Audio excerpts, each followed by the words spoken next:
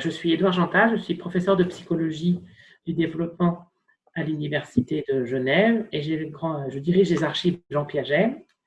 Et j'ai le grand plaisir d'accueillir Florence Barra, qui est maître de conférence en HDR, en psychologie cognitive à l'Université de Toulouse. Alors, chère Florence, vraiment merci d'avoir accepté cette invitation et je te laisse la parole. Merci beaucoup. Bon, donc je disais juste que j'étais enchantée de participer à ces conférences Jean Piaget. Donc, je vais vous parler ce soir de mes recherches sur l'interaction sensorimotrice et les apprentissages scolaires, donc surtout dans le domaine du langage oral et écrit. Et puis, du coup, ça m'amènera à parler de la théorie de la cognition incarnée, qui est une théorie qui prend de plus en plus d'ampleur depuis une vingtaine d'années en psychologie et qui n'est pas sans rappeler les propositions de Jean Piaget et de l'importance de l'intelligence sensorimotrice. Donc, je ferai des parallèles, évidemment, hein, puisque c'est assez fondateur et central en psychologie. Donc, ces questions de sensorimotricité et de son importance pour la cognition, pour le développement, est de nouveau, on va dire, centrale dans un certain nombre de recherches en psychologie. Et c'est ces recherches-là que je vais vous présenter ce soir. Donc, je vais commencer par vous présenter un peu la théorie de la cognition incarnée. Donc, qui met au cœur de la cognition justement les interactions sensorielles et motrices et les interactions qu'on peut avoir dans l'environnement. Donc, c'est une théorie qui s'oppose à l'idée que les concepts seraient abstraits et détachés des expériences qui permettent de les construire. Donc, dans cette théorie de la cognition incarnée, hein, l'idée centrale, c'est finalement que les percepts et les concepts seraient de même nature et que les concepts sont fortement ancrés dans nos expériences sensorimotrices. Alors, il me manque un bout, je ne sais pas pourquoi. Bon. Donc, dans la théorie de la cognition incarnée, l'idée de base, c'est que la cognition va se construire à partir des interactions sensorielles et motrices avec l'environnement. Donc, on suppose que la cognition est incarnée, hein, dans le sens qu'elle va émerger des états corporels particuliers de l'individu et qu'elle est située dans le sens qu'elle émerge dans un contexte environnemental spécifique. Donc, on ne peut pas comprendre la construction des connaissances sans faire référence au corps de l'individu, aux interactions corporelles qu'il va avoir et à l'environnement dans lequel il évolue, qui vont finalement conditionner ses perceptions et ses actions. Donc, dans cette théorie, l'idée est que les connaissances, même les connaissances les plus conceptuelles, hein, sont déterminées par les expériences sensorielles, motrices et émotionnelles. Donc, le concept, finalement, n'est pas détaché des expériences qui ont permis de le construire. Donc, vous voyez qu'il y a tout un lien, hein, avec cette intelligence sensorimotrice déjà proposée par Piaget. Donc, j'y reviendrai un peu plus tard. Par contre, l'idée quand même dans la théorie de la cognition incarnée, c'est que ce n'est pas une étape transitoire. C'est tout au long de notre vie, toutes nos expériences sensorielles et motrices nous permettent d'accéder et d'activer les concepts. Donc, cette théorie met en avant l'importance de l'environnement, de la morphologie de l'individu, puisque cette morphologie va contraindre ses actions, va contraindre la manière dont il peut interagir avec l'environnement et dépend également de ses états mentaux. Il y a toute une place aussi pour les émotions qui vont contraindre la perception et qui, du coup, vont contraindre les connaissances qui vont être construites par l'individu. Donc, cette théorie qui est de plus en plus développée, hein, dans le champ des sciences cognitives, hein, suppose que la cognition résulte vraiment de l'interaction entre l'organisme et l'environnement. et met en avant les interactions entre percevoir, agir et ressentir. Donc, ce n'est pas une idée forcément qui est nouvelle, mais en tout cas, c'est une idée qui est de plus en plus reprise et qui s'oppose quand même à un certain nombre de théories en psychologie qui postulent que les connaissances seraient abstraites. Et en tout cas, détachées des modalités sensorielles qui ont permis de les construire.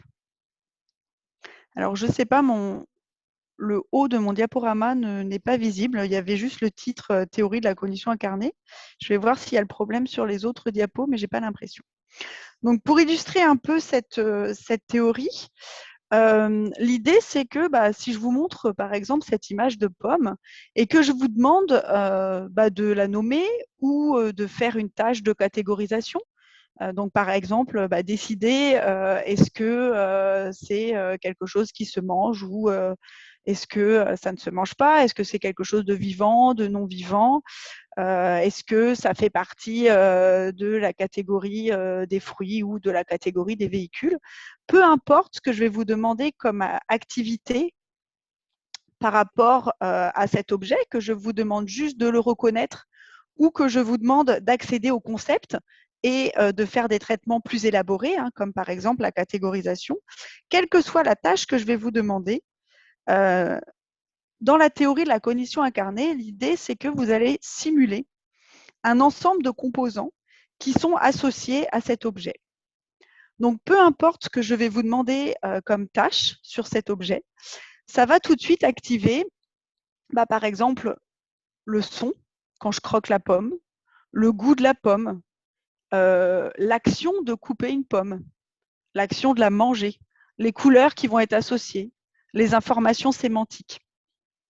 Et je vais en permanence avoir des activations sensorielles et motrices quand je fais une tâche autour d'un objet.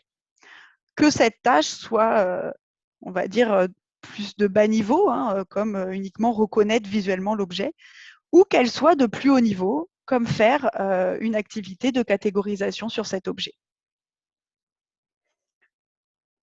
Alors, la théorie de la cognition incarnée, elle a un certain nombre de preuves qui viennent l'étayer, qui proviennent des études en neuroimagerie. Donc, je vais vous montrer quelques résultats de ces études. Donc là, notamment, ce qu'on sait, c'est que quand je travaille, par exemple, sur cette pomme, quand je réfléchis sur cet objet, je vais avoir des activations cérébrales dans les différentes zones qui correspondent aux différentes dimensions de l'objet. Donc, c'est-à-dire que quand je vois une pomme, même si je ne peux pas la toucher, même si je ne peux pas la manger à ce moment-là, je vais avoir des activations dans mes zones sensorielles au niveau du goût. Je vais avoir des activations motrices, comme si j'étais en train de réaliser l'action, alors même que je ne fais pas ces actions.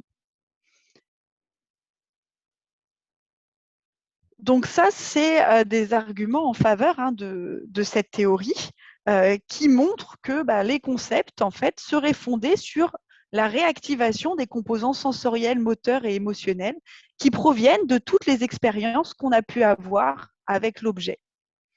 Et ces activations, elles vont perdurer. Ce n'est pas un état transitoire, on va dire, dans le développement. Même l'adulte va simuler en permanence les expériences motrices, sensorielles, qui correspondent aux objets qu'il est en train de traiter, d'analyser. Donc ça, c'est les fondements de base de cette théorie de la cognition incarnée. Alors, il y a un certain nombre d'études en neuroimagerie qui viennent étayer cette théorie, notamment des études qui montrent qu'il y a des simulations sensorielles et motrices lors de la lecture, par exemple. Donc, dans les tâches de lecture, ce qui a été montré dans un certain nombre de recherches, par exemple, c'est que si je lis des mots qui évoquent des sensations olfactives, à ce moment-là, je vais avoir une activation dans les régions olfactives primaires, comme si j'étais en train réellement de sentir l'odeur, alors que je suis dans une activité de lecture. Même chose si je lis des mots qui peuvent être associés à des sons. Quand je vais être en train de lire ces mots, en fait, je vais avoir des activations au niveau des régions auditives temporales qui sont proches des régions qui sont réellement activées si j'entends le son du téléphone. Donc ça, c'est des études qui datent voilà, de 10-15 ans, hein, qui permettent de montrer. Donc c'est des études qui ont vraiment changé notre représentation de ce que c'est, par exemple, que cette activité de lecture, qui pourrait être une activité très abstraite, hein, où on va chercher le sens des mots. En fait, on va au-delà de ça, on va simuler vraiment le contenu sémantique. Donc, on pensait notamment que ces régions primaires n'étaient activées que lorsque je sens réellement quelque chose ou que lorsque j'entends quelque chose. Finalement, quand je traite du contenu sémantique, c'est presque comme si j'étais en train de faire l'action de sentir, c'est presque comme si j'étais en train de percevoir. Et l'idée de base de la théorie de la cognition incarnée, hein, c'est que dès qu'on traite un concept, en fait, on simule les composants associés, même si on n'a pas forcément besoin de le faire, hein, c'est quelque chose qui se fait naturellement puisque ça ferait partie réellement du concept. Alors, même chose, lire des verbes d'action. Hein, quand je suis en train de lire des verbes comme sauter, courir, etc., je vais avoir également une activation dans le cortex moteur primaire, qui est le cortex, qui est la partie du cerveau qui est activée quand j'effectue réellement l'action.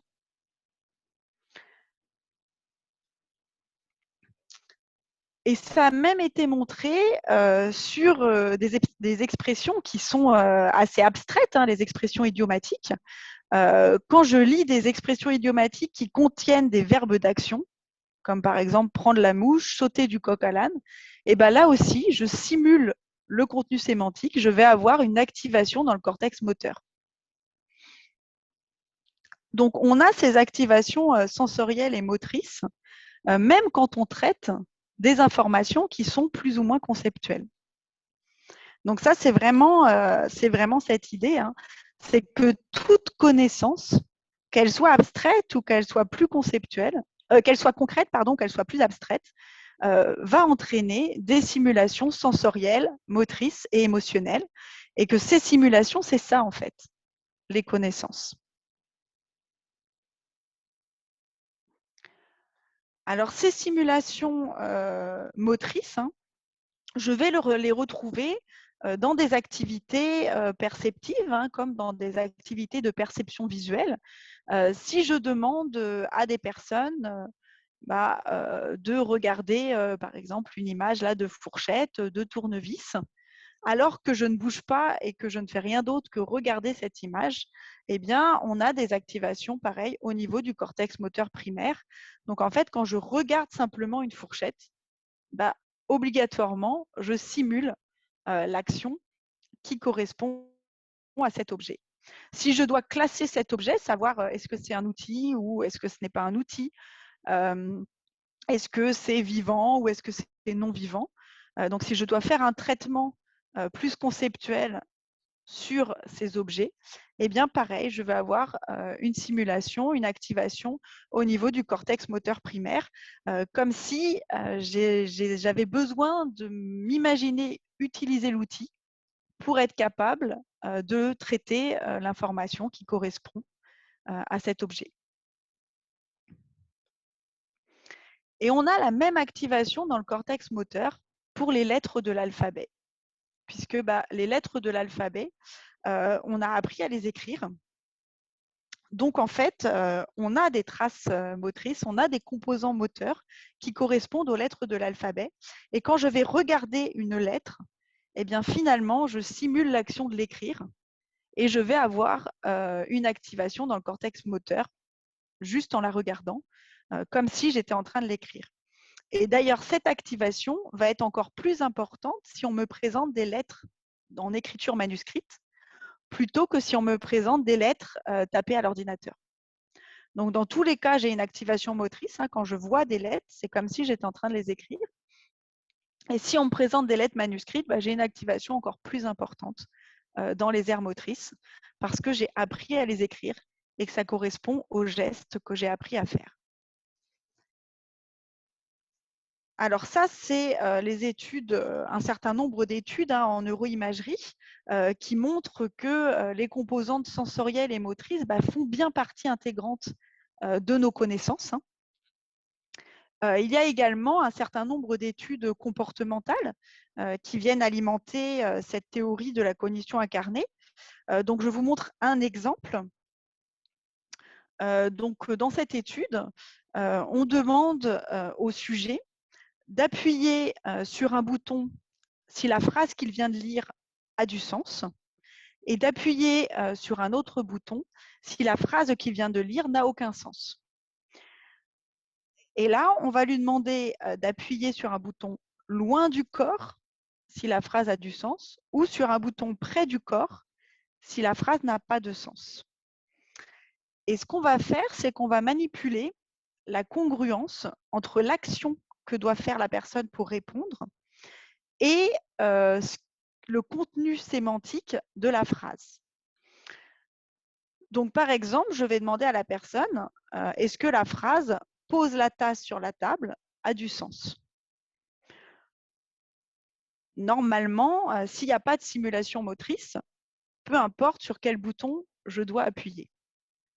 Ce qu'on se rend compte, c'est que finalement, quand la phrase est congruente, c'est-à-dire « pose la tasse sur la table », si j'imagine que je suis en train de poser ma tasse sur la table, je fais un mouvement qui s'éloigne de mon corps.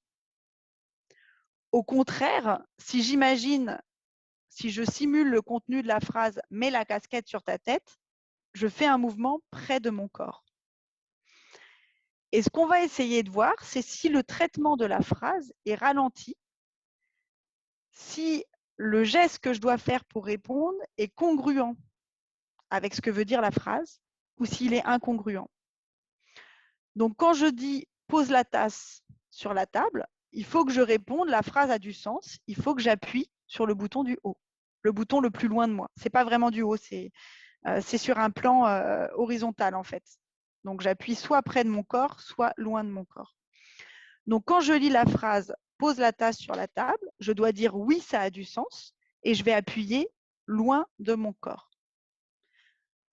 Quand je lis « mets la casquette sur ta tête », pareil, je dois répondre « oui, ça a du sens », donc je dois appuyer sur le bouton le plus loin de mon corps. Mais par contre, là, la réponse, appuyée loin de mon corps, ne correspond pas au geste que je suis censée faire si je suis en train de simuler le contenu de la phrase. Donc, quand je lis « mets la casquette sur ta tête », si je ne fais pas de simulation motrice, peu importe où je dois appuyer. Par contre, si je fais une simulation motrice, j'imagine le geste de mettre la casquette sur la tête, et là, ce n'est pas congruent avec là où je dois appuyer, qui est le bouton le plus loin de mon corps. Donc, c'est ça qu'on va regarder. Alors, je ne sais pas si c'est clair, si vous avez l'habitude de ce genre d'expérimentation. Ce qu'on va regarder, c'est est-ce qu'on ralentit le temps de traitement quand on a un geste de simulation qui n'est pas congruent avec le geste réel que je dois faire. Et c'est effectivement ce qu'on obtient quand je suis dans la situation incongruente. Mon temps de lecture va être ralenti et le temps de réponse va être beaucoup plus lent. Et vice-versa, quand je suis dans une situation congruente, c'est-à-dire qu'on me dit « pose la tasse sur la table », c'est loin de mon corps. J'imagine que je pose la tasse, je m'imagine faire le mouvement éloigné. Du coup, quand je fais le mouvement éloigné de moi pour répondre, je vais beaucoup plus vite et je lis la phrase beaucoup plus vite. Alors que quand je lis « mets la casquette sur ta tête », je ne peux pas m'empêcher de simuler l'action. Je m'imagine en train de mettre la casquette, donc je m'imagine en train de faire un mouvement proche de mon corps. Mais là, pour répondre, il ne faut pas que je réponde sur le bouton proche de mon corps. Il faut que je réponde sur le bouton loin de mon corps. Et je vais avoir une sorte d'interférence entre la simulation motrice que je suis en train de faire, ma simulation mentale du contenu de la phrase, et le geste que je dois faire pour faire une réponse. Et du coup, ça va me ralentir dans ma réponse. Donc ça, qu'est-ce que ça montre, hein, ce type d'expérience? Eh bien qu'effectivement, hein, on fait des simulations mentales quand on traite du contenu sémantique. Je ne peux pas m'empêcher, quand je traite ce contenu sémantique, là, quand je suis en train de lire une phrase, de simuler le contenu, c'est-à-dire de m'imaginer le contenu de cette phrase. Donc ça, pour la théorie de la cognition incarnée, hein, ça va dans le sens que, effectivement, même quand je traite des informations sémantiques, quand je lis des phrases, eh bien, j'ai des composants moteurs qui viennent interférer, en tout cas, soit qui viennent interférer, soit qui viennent renforcer ce traitement. Alors tout ça, évidemment, ce n'est pas sans rappeler des principes déjà avancés par Piaget, hein, ces questions d'interaction sensorimotrice et de l'apprentissage. Hein. Donc c'est pour ça que ça m'a paru important, hein, surtout dans le contexte dans lequel on est, de faire le lien évidemment avec les propositions de Piaget qui déjà à l'époque étaient tout à fait intéressantes et qui finalement se retrouvent approfondies ou confirmées par des recherches beaucoup plus actuelles. Hein. Notamment chez Piaget, on sait qu'on a cette idée de primauté de l'action, hein, dans la construction de l'intelligence. L'idée de l'apprentissage comme le résultat d'une interaction entre le sujet et son environnement.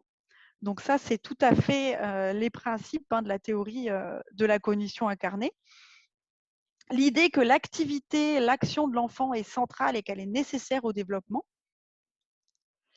Et puis avec cette fameuse période précoce, hein, sensorimotrice, donc de 0 à 2 ans, dans lequel l'enfant va faire ses expériences sensorielles et motrices, et qui est nécessaire, indispensable à la construction de la pensée. Et puis cette notion centrale aussi chez Piaget, hein, de schème sensorimoteur. J'ai d'ailleurs repris une définition proposée par Piaget. Et ce que je trouve vraiment intéressant, hein, c'est qu'il parlait déjà d'organisations sensorimotrices qui peuvent être récognitives, donc qui vont permettre la reconnaissance des objets. Et ça, c'est vraiment ce que propose aussi la théorie de la cognition incarnée. C'est ce qu'on retrouve dans les expériences, dans les expérimentations en imagerie cérébrale, hein, que finalement, ces interactions sensorimotrices participent de la reconnaissance des objets, participent à toute la construction des connaissances qu'on va faire. Et par contre, eh bien, peut-être la différence par rapport à Piaget, c'est que finalement, ce ne serait pas une étape précoce. Dans l'idée de la théorie de la cognition incarnée, c'est que c'est une étape, c'est le fonctionnement en fait vraiment cognitif tout au long de la vie. C'est un peu ça. Ce que ça apporte de plus, c'est que même chez l'adulte, hein, ce fonctionnement-là est à l'œuvre. Dans la théorie de la cognition incarnée, justement, on ne se détache pas du sensorimoteur jamais. Finalement, l'abstraction, ça reste quelque chose avec des composantes sensorimotrices. C'est vraiment ça la différence. Hein. Dans les théories de Piaget, on allait vraiment vers une intelligence sensorimotrice, des explorations sensorielles pour aller vers quelque part quelque chose de beaucoup plus abstrait, hein, une pensée abstraite, logico-mathématique. Dans la théorie de la cognition incarnée, finalement, ce qu'on dit, c'est que cette pensée abstraite, en fait, elle est toujours sensorielle et motrice, et que le rôle de ces interactions corporelles et de l'environnement, il est toujours présent. Peu importe finalement l'âge de l'apprentissage et de la construction des connaissances. Alors ça, c'était pour introduire un peu ces questions actuelles, hein, sur les interactions sensorimotrices et l'apprentissage. Maintenant, je vais rentrer plus dans ce qui se passe chez l'enfant, au niveau de l'apprentissage chez l'enfant, puisque ça correspond aux recherches que je mène avec mes collègues. Du coup, ces interactions sensorimotrices, est-ce qu'on peut s'en servir pour renforcer, pour faciliter l'apprentissage chez l'enfant? Donc, cette question du geste, on sait que ça fait partie intégrante, hein, des connaissances. Est-ce que de favoriser le geste, de trouver des moyens de faire des apprentissages plus corporels avec la mise en action de l'enfant, ça va pouvoir permettre effectivement de favoriser l'apprentissage. Donc, je vais vous donner des exemples au niveau de différents apprentissages, hein, celui de la lecture, l'apprentissage du vocabulaire et puis également, si j'ai le temps, quelques exemples en mathématiques où on montre que le geste peut également participer du raisonnement mathématique. Alors, je vais commencer par l'apprentissage des lettres et puis de l'entrée dans la lecture et dans le décodage. Donc, il y a des recherches de nos collègues de Marseille hein, qui montrent que les enfants, les jeunes enfants hein, de 3 à 5 ans reconnaissent mieux les lettres quand ils ont appris à les écrire manuellement en comparaison d'un apprentissage au clavier. Donc, ils ont comparé des groupes d'enfants de maternelle qui apprenaient les lettres de l'alphabet, soit en les écrivant manuellement hein, sur une feuille, soit en les tapant à l'ordinateur. Et leurs résultats montrent que l'apprentissage de l'écriture manuscrite a permis de mieux mémoriser les lettres et de mieux les reconnaître, avec un effet particulièrement fort sur l'orientation des lettres, avec une meilleure reconnaissance de l'orientation des lettres et moins de confusion entre des lettres qui auraient des inversions d'orientation. Donc évidemment, ces recherches relancent hein, également le débat autour de la question de l'apprentissage de l'écriture manuscrite et de son intérêt. Hein. On sait que c'est un débat particulièrement vif hein, dans certains pays qui ont parfois fait le choix de diminuer ou d'arrêter l'apprentissage de l'écriture manuscrite. Puisque plus tard, les personnes sont amenées essentiellement à écrire au clavier. Là, on voit que finalement, cet apprentissage de l'écriture manuscrite, l'apprentissage du geste moteur de l'écriture, a également des répercussions sur la reconnaissance des lettres et donc sur l'apprentissage de la lecture, puisque la reconnaissance des lettres est un des prérequis à l'apprentissage de la lecture. Alors, ils ont obtenu les mêmes résultats hein, auprès d'adultes qui apprennent des caractères nouveaux.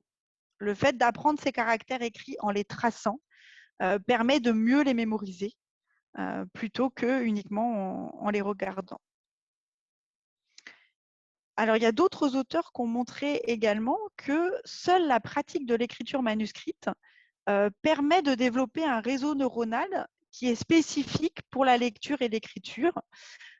Donc, ces activations motrices qu'on voit dans la reconnaissance des lettres, elles ne se développent que si l'enfant pratique l'écriture, vraiment s'entraîne au geste. Si l'enfant fait juste des activités de classement de lettres ou si il relie des points, par exemple, uniquement, à ce moment-là, le réseau commun neuronal lecture-écriture ne se développe pas de la même manière. Donc, on a vraiment une importance de cet apprentissage de l'écriture manuscrite qu'on peut voir à la fois au niveau comportemental, hein, sur la reconnaissance des lettres, et à la fois au niveau neuronal. Donc, il y a donc ces auteurs-là, James a fait plusieurs études autour de ces questions-là, qui sont des études en neuroimagerie hein, chez l'enfant.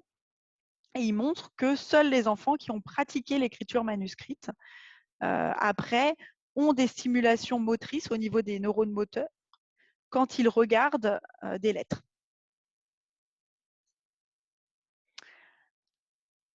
Alors, avec Édouard Jantaz notamment, hein, on a montré que l'apprentissage des lettres et des associations lettres-sons pouvait également être facilité par une exploration tactile des lettres, hein, une exploration haptique, dans lequel les enfants vont produire des mouvements d'exploration avec la main pour toucher des lettres hein, et mémoriser leur forme. Donc, on a comparé deux entraînements qui étaient des entraînements de préparation à la lecture chez des enfants de maternelle, hein, des entraînements qui avaient en commun de développer la conscience phonologique des enfants et la connaissance des lettres, mais qui se spécifiait par les modalités d'exploration des lettres. Donc, on a comparé une condition visuelle auditive dans laquelle les enfants voyaient la forme des lettres et entendaient le son correspondant, avec une condition visuelle auditive et haptique dans laquelle, en plus de voir les lettres et d'entendre le son, les enfants pouvaient manipuler des lettres en relief et suivre les contours de la lettre avec leurs doigts.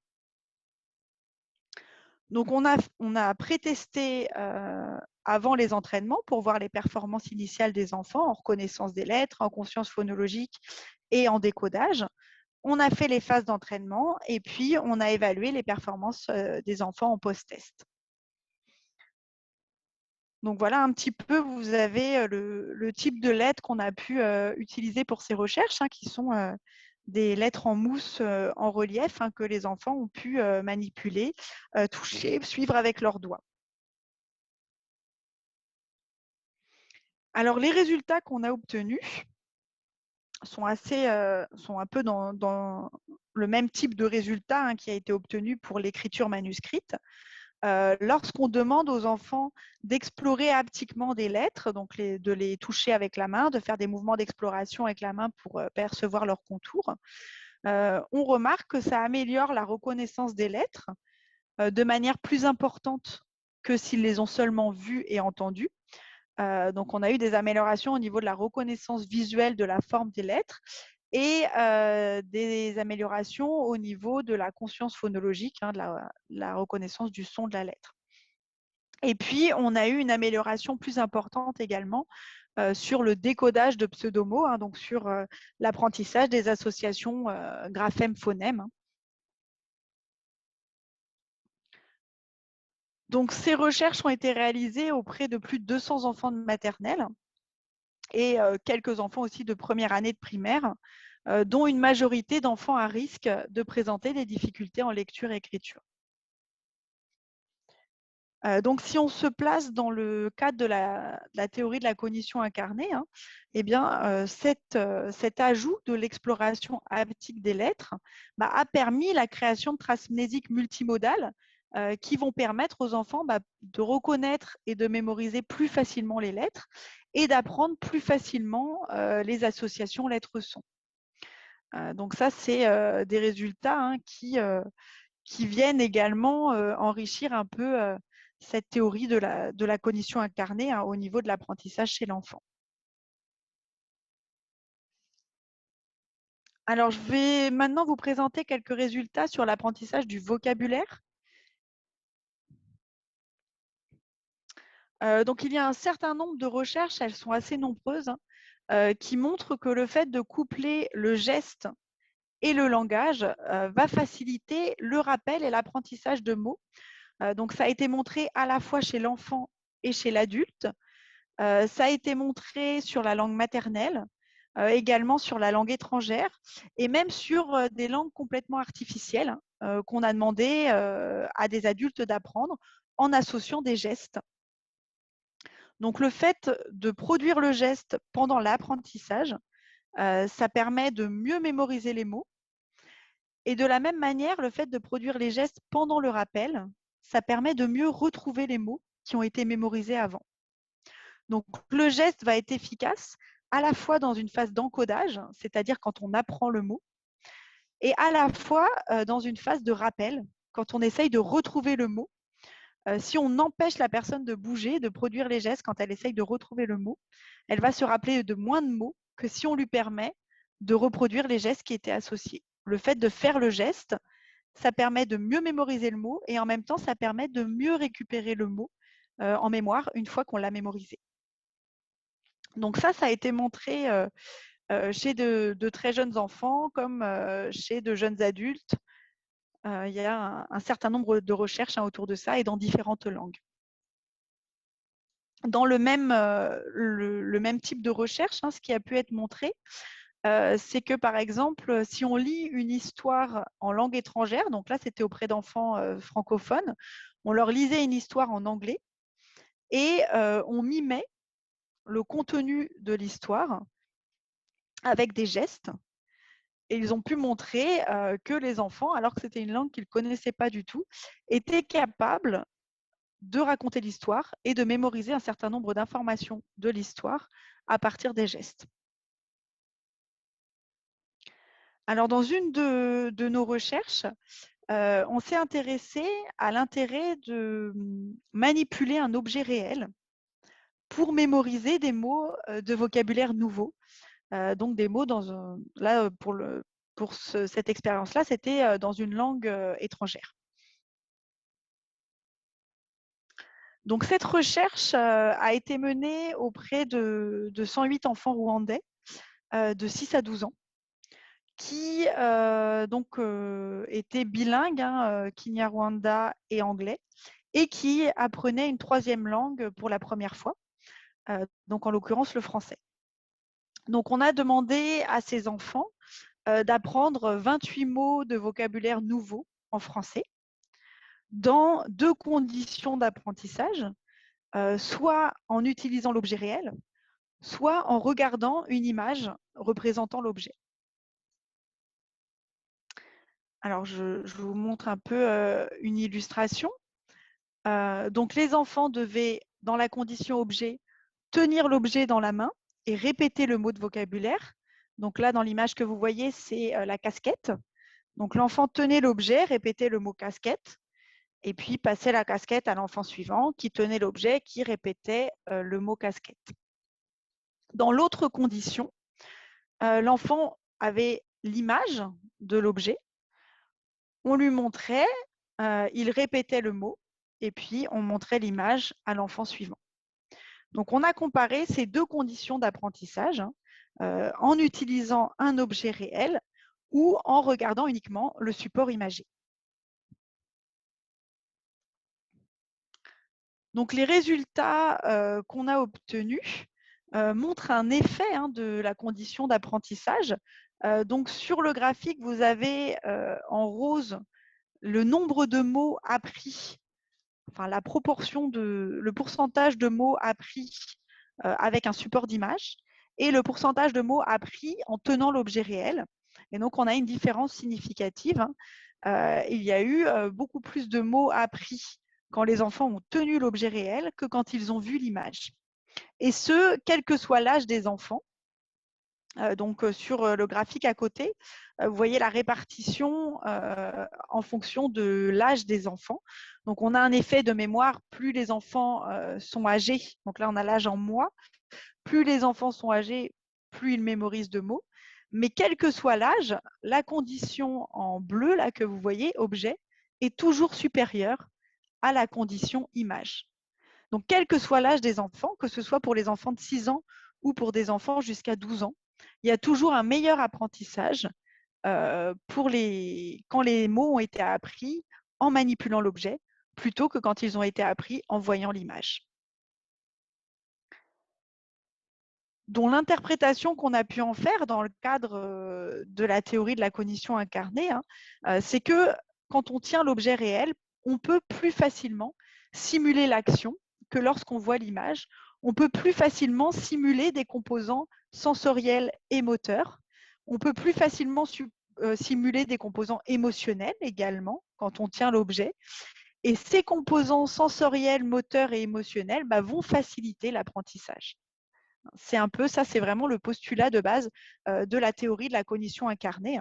C'est que toutes ces simulations sensorielles, motrices, émotionnelles qu'on va faire, ça renforce l'apprentissage, ça facilite la mémorisation et ça va faciliter la récupération de l'information.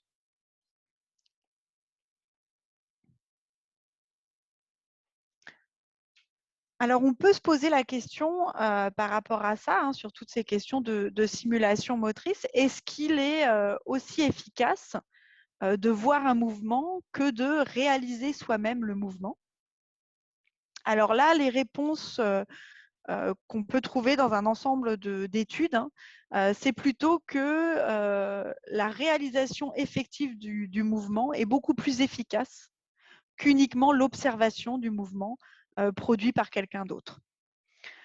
Donc ça, on a pu le montrer pour l'apprentissage des lettres. L'observation visuelle de la lettre qui se dessine est beaucoup moins efficace que la réalisation réelle du mouvement, que l'exploration haptique de l'être en relief le fait de voir le mouvement, c'est beaucoup moins efficace que de produire le mouvement. Donc, ça a été montré également dans d'autres recherches sur le geste d'écriture, qui montrent que c'est uniquement si l'enfant fait le geste et non pas s'il observe le geste, qu'ensuite la vision simple de la lettre active le cortex moteur. Il faut pour cela que l'enfant fasse le geste lui-même. Uniquement voir le geste, ça améliore l'apprentissage, mais pas autant que si le geste est réellement effectué. Ça a également été montré sur la mémorisation et la compréhension de mots de vocabulaire. Quand les enfants réalisent eux-mêmes le geste, s'ils font l'action, c'est beaucoup plus efficace pour la mémorisation et la compréhension que s'ils voient une autre personne faire l'action. Et on a un effet développemental, c'est que le fait de faire le mouvement réellement ou d'utiliser des objets réels, c'est beaucoup plus important pour les jeunes enfants que pour les enfants plus âgés. Les enfants plus âgés, le simple fait de leur demander d'imaginer le mouvement, par exemple, ou d'imaginer l'objet sur lequel ils feraient le mouvement, suffit à faciliter l'apprentissage. Alors que chez les enfants les plus jeunes, avant 6 ans, il faut qu'ils réalisent eux-mêmes l'action. Donc ça renvoie aussi un peu aux propositions de Piaget entre ces interactions, ces expériences sensorielles et motrices réelles, vraiment effectuées réellement, et l'imagination de ces mêmes actions. On peut imaginer qu'à un moment donné dans le développement, il faut réaliser ces actions, puis que petit à petit, on peut intérioriser ces actions et simuler l'action sans avoir besoin de la produire.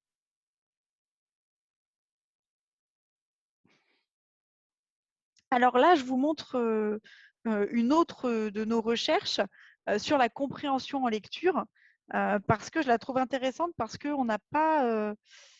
ça nous permet d'avoir un point de vigilance, parce que les résultats qu'on a obtenus ne sont pas aussi positifs que ce qu'on a pu obtenir dans un certain nombre de recherches sur le geste. Et du coup, ces résultats nous ont amenés à se poser les questions des conditions de réalisation du geste. Et est-ce que le geste est toujours efficace? Alors, au niveau de la compréhension en lecture, il y a des recherches qui montrent que le fait d'effectuer des actions en manipulant des petits objets facilite la compréhension de phrases. Donc, les recherches de Glenberg qui ont été faites sur cette question-là montrent que chez de jeunes enfants, le fait d'avoir des petits personnages à manipuler et de reproduire le contenu sémantique d'une phrase leur permet de mieux comprendre la phrase. Donc, nous, on a essayé de reproduire cette expérimentation, mais on l'a fait cette fois-ci non plus sur la compréhension de quelques phrases, mais on a voulu le faire sur la compréhension d'un texte. Donc, un texte de plusieurs pages. C'était un texte qui faisait 2 pages. Donc, on a testé ça auprès de 16 élèves qui étaient dans une classe à plusieurs niveaux, une classe de primaire avec des enfants de première année, deuxième année et troisième année. Et on a comparé 2 conditions de lecture d'un texte.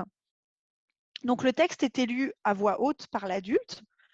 Dans un cas, on a demandé aux enfants uniquement d'écouter la lecture du texte et d'essayer de le comprendre.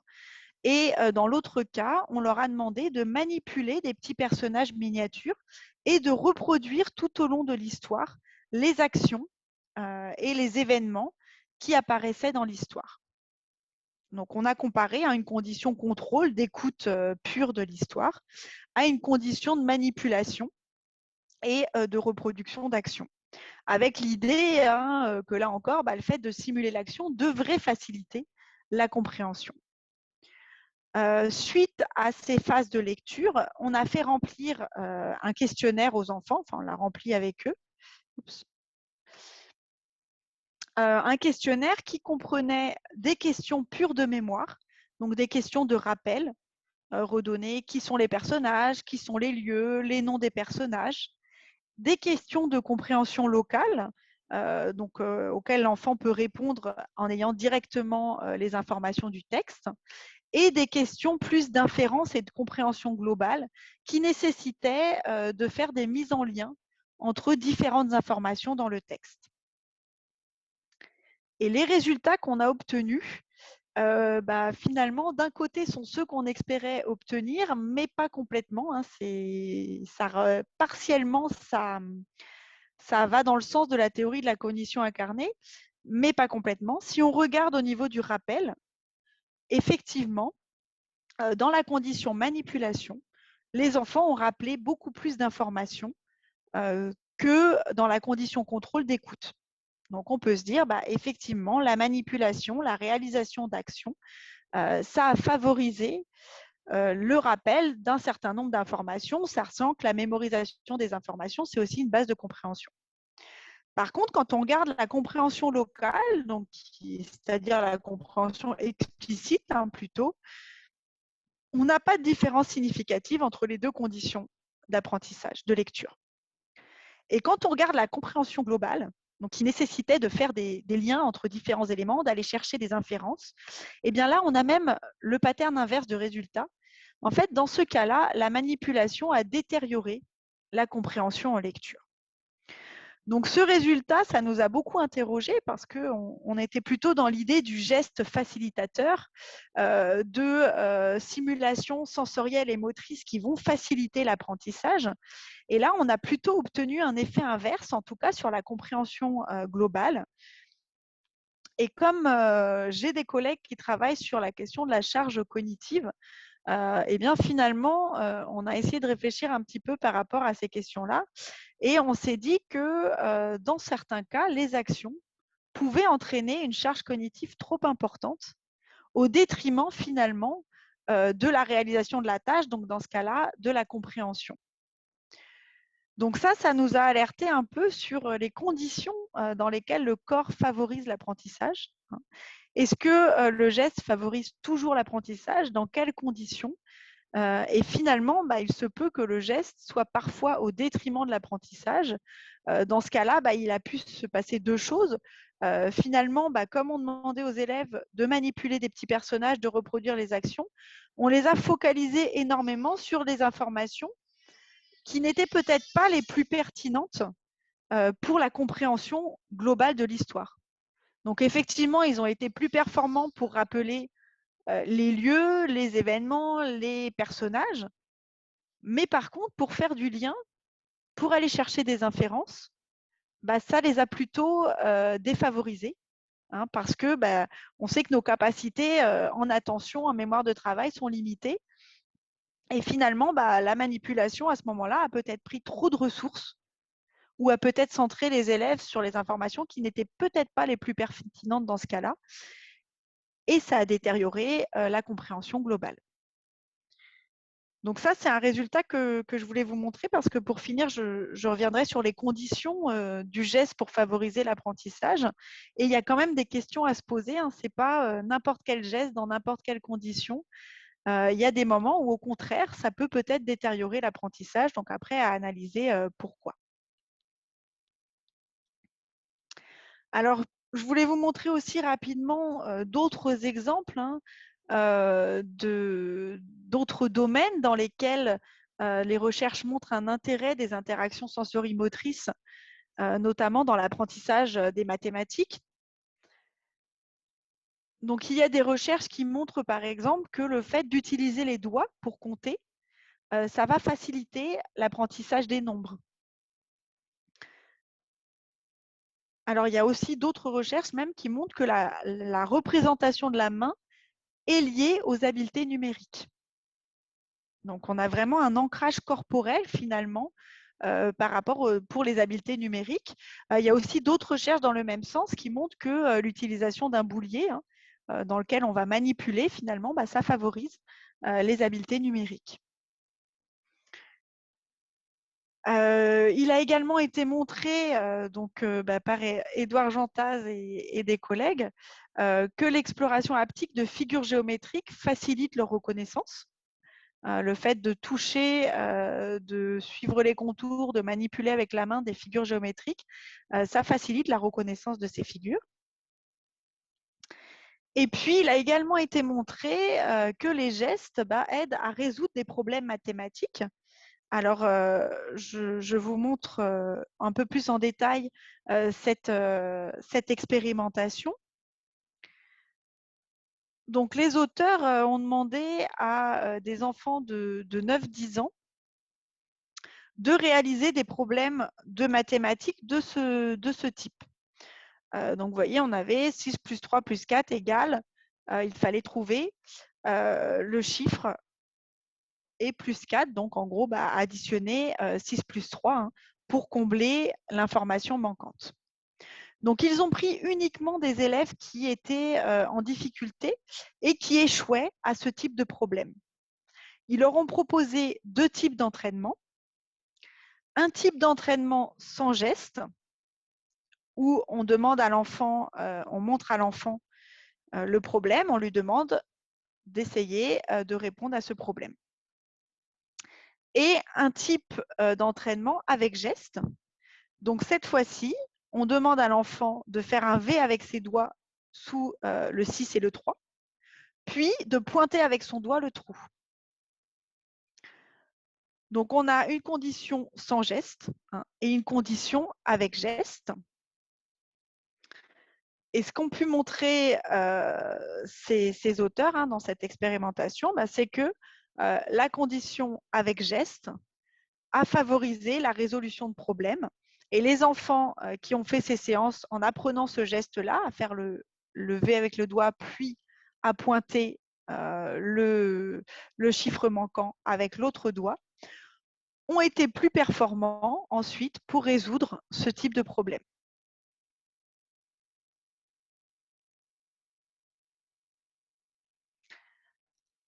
Alors, on a aussi d'autres exemples, par exemple en rééducation, où on montre que les patients alexiques, donc qui n'arrivent plus, suite à une lésion cérébrale, à reconnaître des lettres, quand ils tracent les lettres avec les doigts, ça facilite la reconnaissance visuelle de ces lettres.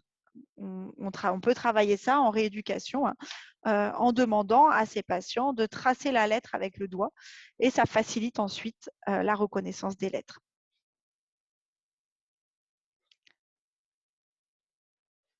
Alors, on a aussi des méthodes qui utilisent des gestes pour favoriser l'apprentissage des correspondances graphophonologiques, notamment la méthode Borel-Maisoni que vous connaissez peut-être, qui associe des gestes au phonème, à l'apprentissage du phonème. Donc, sachant que cette méthode est extrêmement utilisée en rééducation par les orthophonistes, mais il n'y a pas de validation expérimentale pour l'instant. Donc, c'est notamment le but d'un des projets qu'on mène en ce moment avec une collègue de Lille, Lucie Maki, pour essayer de voir quels gestes sont efficaces, dans quelles conditions ces gestes sont efficaces et pourraient favoriser effectivement l'apprentissage des phonèmes. Donc voilà d'autres exemples qui viennent illustrer cette théorie de la cognition incarnée et de l'importance de ces interactions sensorimotrices, de l'importance des gestes, de l'importance du corps pour les apprentissages et notamment les apprentissages scolaires. Alors, pour terminer, corps apprentissage, est-ce que c'est toujours efficace? Il y a quand même certaines conditions pour que ce soit efficace. Ça ne veut pas dire non plus le corps dans n'importe quelle condition, le corps à tout prix, faire du mouvement à tout prix, faire de l'action à tout prix. Il faut qu'il y ait un couplage déjà précis et cohérent entre le geste qui est fait et la notion à apprendre. Ce couplage, il doit se faire temporellement. Il faut qu'il y ait vraiment une association dans le temps, enfin, dans un laps de temps assez court, entre le geste et ce que ça représente. Et puis, il faut que ce soit cohérent dans le sens qu'il faut vraiment que le geste représente quelque chose. Ce qui a été montré, c'est qu'il faut que le geste soit iconique, il faut qu'il ait un sens par rapport à ce que ça va représenter. Et si le geste n'est pas compris par l'enfant, il va perdre toute son efficacité. Alors, je pense notamment à ce qu'on voit parfois sur l'apprentissage des comptines en maternelle, où on va faire des comptines avec un certain nombre de gestes, avec les gestes permettant normalement de mieux apprendre les mots, de mieux mémoriser la comptine. Encore faut-il que les gestes aient du sens et soient compris par les élèves. Parce qu'on a énormément d'enfants qui répètent les gestes sans comprendre à quoi ça fait référence. Je pense notamment à une comptine qu'on voit nous souvent, je ne sais pas si en Suisse vous la voyez aussi, la comptine, il y avait des gros crocodiles, la petite chanson, où on fait faire aux enfants de maternelle, donc le crocodile, je ne sais pas si vous voyez mes mains, ce n'est pas pratique à distance, mais qui fait comme ça et ça représente les mâchoires du crocodile. Donc c'est normalement un geste iconique qui a du sens et qui va permettre aux enfants de retenir crocodile où on fait les mâchoires du crocodile. Et très très vite, par les observations en classe, on se rend compte qu'on a un certain nombre d'enfants, ils tapent dans les mains, ils font tout un tas de choses, mais le geste ne devient plus du tout iconique, il n'est plus du tout représentatif du mot. Et dans ce cas-là, en fait, il ne soutient plus la mémorisation de l'information verbale. Alors, il y a notamment Tellier qui avait montré que, par exemple, les gestes proposés par les adultes ne sont pas toujours ceux qui sont compris spontanément par les enfants, et qu'on peut avoir parfois des différences assez fortes entre la compréhension de l'enfant et le geste qui va être proposé par l'adulte. Et s'il y a un écart trop fort dans ce cas-là, le geste va perdre son intérêt pour l'apprentissage. Ça, je vous l'ai dit aussi un peu avant, mais le mouvement doit être effectué réellement par l'enfant.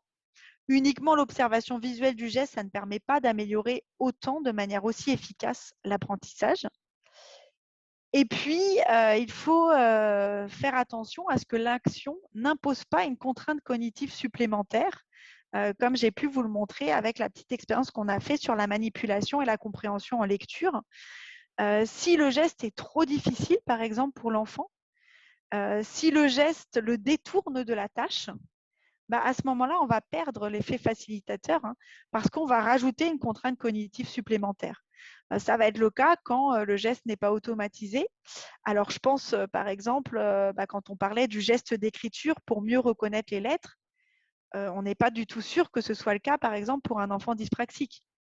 Un enfant qui va avoir beaucoup de mal à former le geste, est-ce que vraiment, à ce moment-là, ce geste d'écriture va être efficace pour renforcer la reconnaissance visuelle?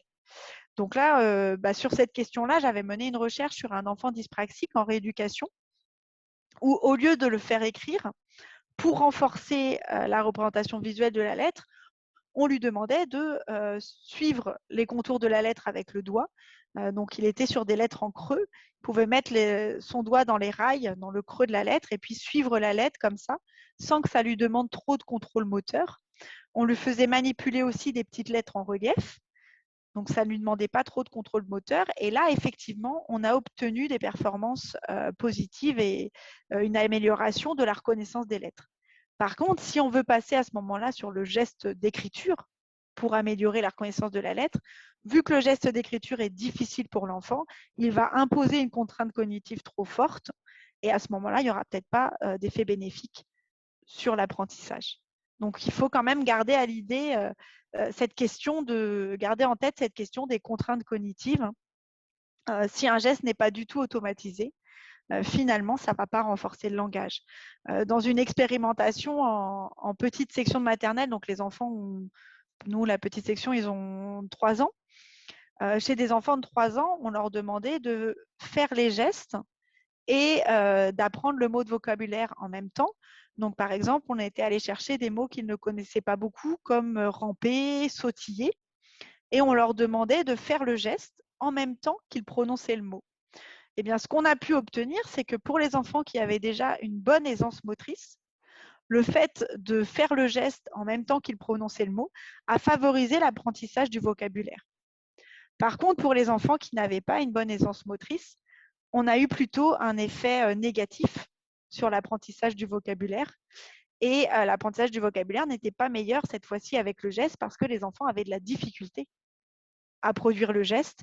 Et du coup, on était dans des conditions de contraintes cognitives beaucoup trop fortes, avec toutes les ressources utilisées pour faire le geste. Et du coup, plus d'association efficace entre le geste produit et le vocabulaire à apprendre. Donc ça reste des choses auxquelles il faut faire attention quand on utilise le geste, les interactions sensorimotrices. Dans la majorité des cas, ça favorise l'apprentissage, à condition quand même de respecter un certain nombre de contraintes. Et je m'arrêterai là pour les questions et je vous remercie de votre attention. Alors, merci vraiment beaucoup, Florence, pour cette belle conférence. Donc, je vais rallumer les micros pour que tout le monde puisse parler. Mais avant cela, il y a Christelle, qui travaille collaboratrice aux archives Piaget, qui va faire une synthèse des quelques questions pour que tu puisses d'abord répondre. Et puis après, j'inviterai les gens à pouvoir allumer leur caméra et leur micro et puis poser les questions. Et là, on voit que c'est le grand retour du corps dans les apprentissages et c'est tant mieux. Alors, Christelle, c'est à toi. Alors, je voulais savoir, il y a 2 commentaires de monsieur Boris Angelson. Je voudrais savoir s'il veut les poser de vive voix ou si je lis ces questions et commentaires. Parce que c'est assez long, en fait. Non, il n'est pas là. Donc, en fait, monsieur Engelson disait, est-ce que le cas de Hélène Keller est connu et étudié aux archives? Est-il dans le sujet? Ah, eh ben, je ne sais pas quel est ce cas, donc il faudrait peut-être me le décrire. Alors, Hélène Keller, c'est vraiment quelqu'un d'extraordinaire qui a fondé l'Amérique, enfin, qui est vraiment un leader et qui c'est une personne qui n'a aucun sens, ni visuel. Ah, oui, d'accord. C'est le cas d'Hélène Keller et puis c'est devenu la figure de proue de l'association américaine de la Fondation pour les aveugles qui a même été… Oui, d'accord. Non, mais j'y étais pas du tout. Alors, l'idée, c'est comment on peut faire quand on a nos entrées sensorielles qui sont déficientes et que du coup, il ne nous reste plus beaucoup de choses. Alors, je ne sais pas si toi, tu as pu étudier des choses comme ça, parce que du coup, se pose la question de la simulation, de l'action, des choses comme ça, quand on n'a ni l'audition, ni la vision. Oui, alors complètement. Alors, en tout cas, je connais des choses plutôt sur les troubles moteurs. Alors après, ce qui a été montré, par exemple, c'est que dans le traitement des phrases d'action chez des personnes qui ont des troubles moteurs ou chez des personnes tétraplégiques de naissance, on a un ralentissement, par exemple, du traitement de ces phrases. Donc, il y a quand même quelque chose. Après, bien sûr que ça ne veut pas dire que tout n'est qu'action. C'est une composante de la cognition. Bien sûr qu'on ne peut pas dire, je pense, parce qu'on a quand même tout un tas de personnes qui n'expérimentent pas ces actions et qui, bien sûr, ont des compétences cognitives, bien sûr. Mais il y a quand même des choses qui sont montrées sur des ralentissements de traitement de certaines informations qui mettent en lien des composantes sensorielles ou des composantes motrices. Après, là, à chaque fois, les recherches, c'est vraiment sur, par exemple, lecture de phrases qui ont des verbes d'action. On est toujours sur un certain… On n'est pas sur tous les apprentissages quand même. Après, sur les apprentissages abstraits, il y a tout un tas de recherches qui montrent qu'on va quand même faire appel à son corps. Par exemple, on a des représentations de grandeur, de justice. On a des représentations corporelles autour de ces questions-là, mais on n'a pas que ça. Donc, ça ne veut pas dire que ce n'est que ça. Je pense que ça veut dire que ça en fait partie, mais que si on n'a pas ces possibilités d'interaction sensorimotrice, on peut probablement quand même construire autre chose. Mais on voit quand même certains ralentissements. Voilà, c'est au niveau de… C'est pas aussi fort que voilà, une personne qui a un handicap moteur, elle pourra quand même traiter des phrases d'action, bien sûr, par l'observation, par ce qu'on va lui expliquer, mais elle ne sera jamais aussi rapide pour traiter ces phrases qu'une personne qui a pu les expérimenter. Ça, je sais qu'il y a des recherches là-dessus, mais ça se joue sur des temps de traitement, donc c'est minuscule, quoi. Ça ne se joue pas sur vraiment la construction de la pensée complète, hein. C'est sur des temps de traitement. Donc, on est sur pas grand-chose, en fait.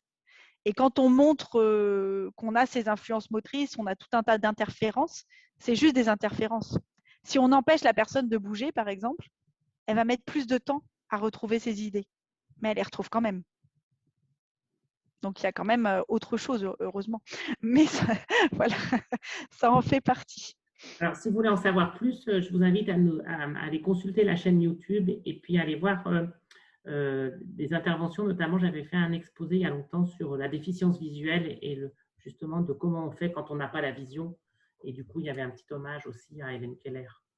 Et donc, voilà. Alors, la deuxième question. La deuxième question, c'est toujours Monsieur Boris Angelson qui pose la question suivante. Est-ce le geste ou l'implication qui favorise l'apprentissage? Le geste n'est qu'une technique de mobilisation du spectateur? Non, point d'interrogation. D'ailleurs, les profs, à force d'écrire leurs cours au tableau, ne comprennent plus ce qu'ils font. Alors, comment être sûr que c'est vraiment le geste et c'est pas en fait parce qu'on fait autre chose?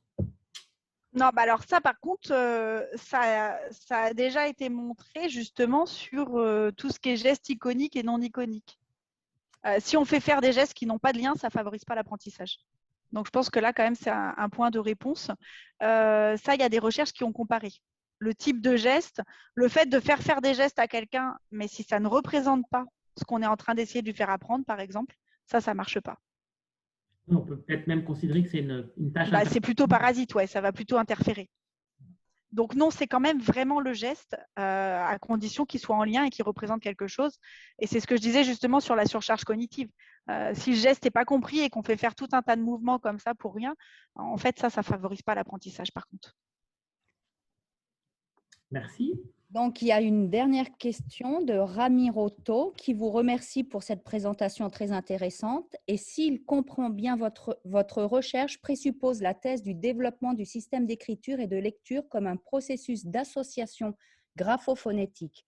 Cette thèse est en partie contradictoire avec les recherches de Ferrero et de ses collaborateurs qui montrent le développement de la lecture-écriture comme un processus interprétatif qui ne part pas des associations son-graphème. Inversement, cette association est le point d'arrivée d'un chemin différent qui ne semble pas être régulé par l'association en tant que processus central. Avez-vous discuté de ces idées ou avez-vous essayé une solution à cet égard? Alors, sur les travaux de Ferrero, je connais surtout sur ce qu'a fait sur l'orthographe. Après, je pense que c'est pas contradictoire, hein. Là, on était vraiment sur les associations lettres-sons, mais ça ne présuppose pas que c'est forcément la base de la lecture. Alors, je disais bonsoir et merci beaucoup. En l'occurrence, j'ai trouvé ça très intéressant dans la mesure où donc je suis en Master 2 et j'ai fait un stage à l'automne dernier dans une fondation et dans laquelle ils utilisaient les gestes Borel-Massonnie, mais ils utilisaient aussi des lettres Montessori pour apprendre aux élèves l'écriture. Et du coup, ça m'a permis de faire des liens avec cette présentation. Et je me posais la question, en fait, avec deux questions. Donc, j'ai entendu qu'il y avait un effet développemental, qu'à partir, quand de 6 ans, les enfants devaient réaliser l'action pour manipuler l'objet, pour améliorer l'apprentissage, qu'au-delà, ils avaient plus de capacité à simuler parce que, si j'ai bien compris, vraisemblablement, ils avaient déjà intégré ou conceptualisé en tout cas certains gestes par rapport au concept qui leur était présenté. Et du coup, je me demandais si à partir du moment où ils ont pu effectivement intégrer et associer le geste au concept, est-ce qu'il faut à ce moment-là, de façon pratique, leur suggérer de façon explicite de simuler le geste. Oui. Je pense, parce qu'ils sont un peu petits, parce que vous disiez oui, que ça non, mais les contenus sémantiques. En fait, c'est une très bonne question parce qu'effectivement, ce qui a été montré, c'est que chez les enfants plus grands, ça ne veut pas dire qu'ils le font si on ne leur demande pas. Il faut leur demander de le faire. Ils ont la capacité de continuer à apprendre sans faire le geste réel, mais à condition de leur demander de faire de l'imagerie motrice. Et quand je vous disais, voilà, après 6 ans, ils peuvent le faire, dans les recherches qui s'appuient là-dessus, en fait, on demande concrètement à l'enfant de simuler l'action. On lui demande de s'imaginer le geste. On lui demande de se représenter ce qu'il est en train de faire. Donc oui, on lui demande. Donc effectivement, c'est une très bonne question parce que pour que ça marche, on leur demande en fait de faire de la simulation, de faire de l'imagerie motrice. C'est ça, un peu la même Oui. façon qu'on demande à l'enfant, enfin quand on veut travailler la métacognition, ce genre Oui. d'aspect. Et du coup, est-ce que j'ai retrouvé mon… Ah oui, je me questionnais en fait par rapport à des comptines ou des textes, par rapport à la compréhension. Est-ce que du coup, ça suppose dans la même veine de travailler des concepts au préalable avec les enfants, par exemple la comptine des crocodiles, oui. Eh ben, peut-être avant même d'apprendre la comptine, travailler l'enfant sur le crocodile, quels gestes il peut produire, est-ce qu'ils ont une grande mâchoire, oui, etc. Pour s'assurer que les enfants ont effectivement une compréhension de tous les différents concepts qui sont présentés dans la comptine. Complètement. Alors là, c'est ce que… Alors moi, je travaille à l'INSPE, qui est l'Institut national supérieur de l'enseignement et l'éducation, là, pour former les futurs enseignants.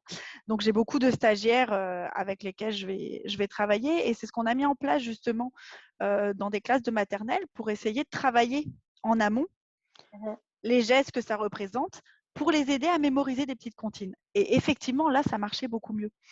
Parce que les premières fois, par exemple, quand j'allais voir mes stagiaires, je voyais les chansons. Une fois, j'ai demandé aux élèves, pour m'informer, qu'est-ce que c'est ça? Eh bien, j'ai eu quasiment aucun élève. La plupart, ils me faisaient les petits. Pas forcément. Voilà. Donc, et c'est là qu'on voit que finalement, là, dans ce cas-là, le geste, c'est plus du tout un soutien à la mémorisation de la comptine. Parce que si l'enfant ne sait pas du tout ce qu'il est en train de faire, c'est plus un soutien.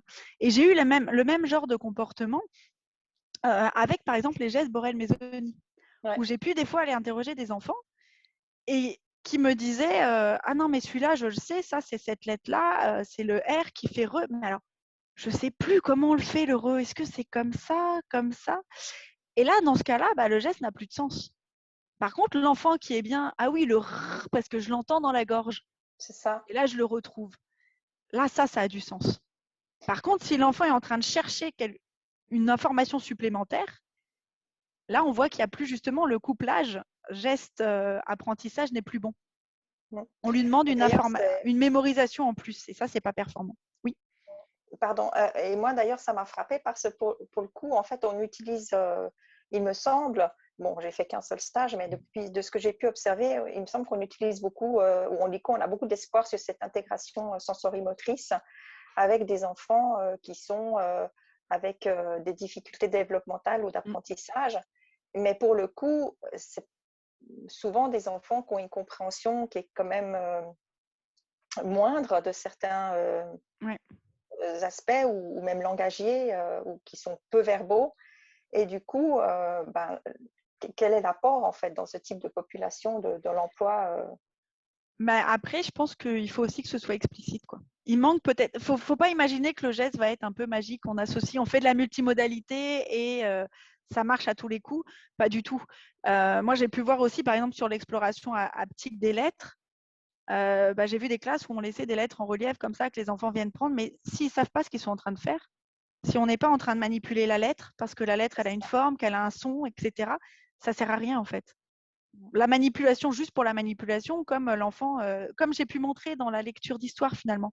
On avait été très déçus au début de montrer, on les fait manipuler, et finalement en compréhension globale, ils sont encore moins bons que finalement quand on les a fait juste écouter.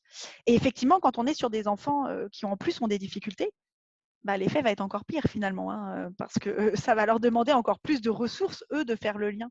Donc, c'est pour ça que je finissais là-dessus, sur ces conditions au corps, parce que autant, moi, toutes mes recherches sont vraiment pour mettre le corps au centre, réfléchir à cette multimodalité, mais les résultats que j'obtiens me montrent aussi que ce n'est pas non plus n'importe comment et ça ne marche pas juste comme ça.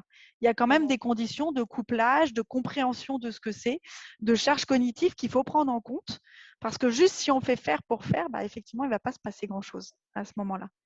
Donc ça, un soutien, voilà. C'est ça, c'est pour ça qu'il faut y réfléchir.